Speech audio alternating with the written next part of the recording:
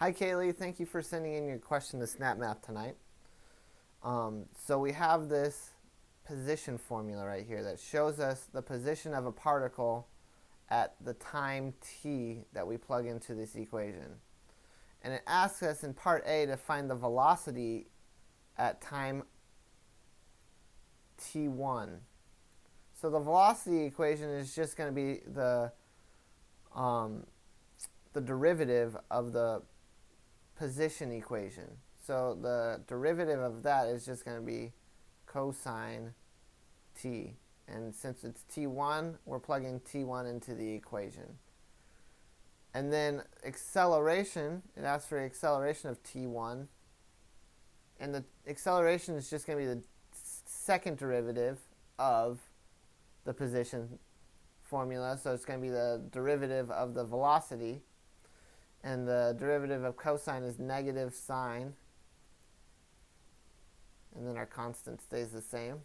So it's negative 4 sine t1 if we plug in t1 to that equation. So that's the velocity of time 1 and the acceleration of time 1. So now, in part B, we're just plugging these 5 values, 5-second values. So this is 0 seconds, pi over 3 seconds, and then so on, into these equations. So the velocity at time 0 and the acceleration at time 0, the velocity is going to be cosine of 0, which is 1, so times 4. So it's just the velocity is going to be 4. The acceleration is going to be the sine of 0, which is 0. So times 4, negative 4 is just 0. So that's our velocity and acceleration for time 0. And then we move on to velocity of pi over 3 and the acceleration of pi over 3. Plug it into our equations again.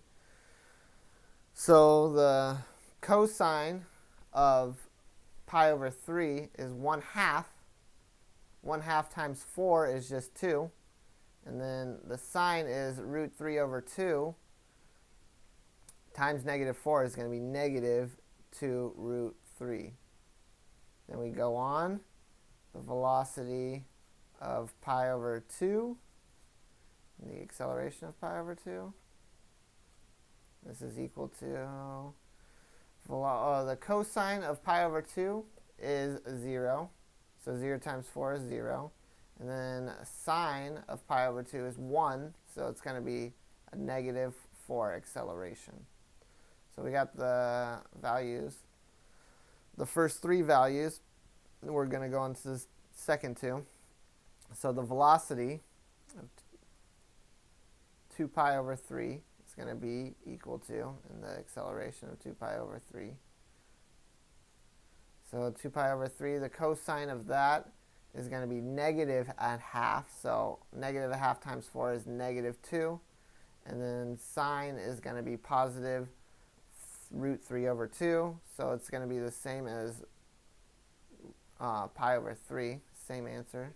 Negative 2 or root 3. Then finally we go into the velocity of pi seconds, the acceleration of pi seconds. The velocity is going to equal pi, cosine of pi is negative 1, so the velocity equals negative 4. And then the sine of pi is actually equal to 0, so 0 times negative 4 is 0. So these are your values. And that's your question. So thank you for sending in your question tonight, Kaylee. And we look forward to answering more of your questions in the future. Have a good night.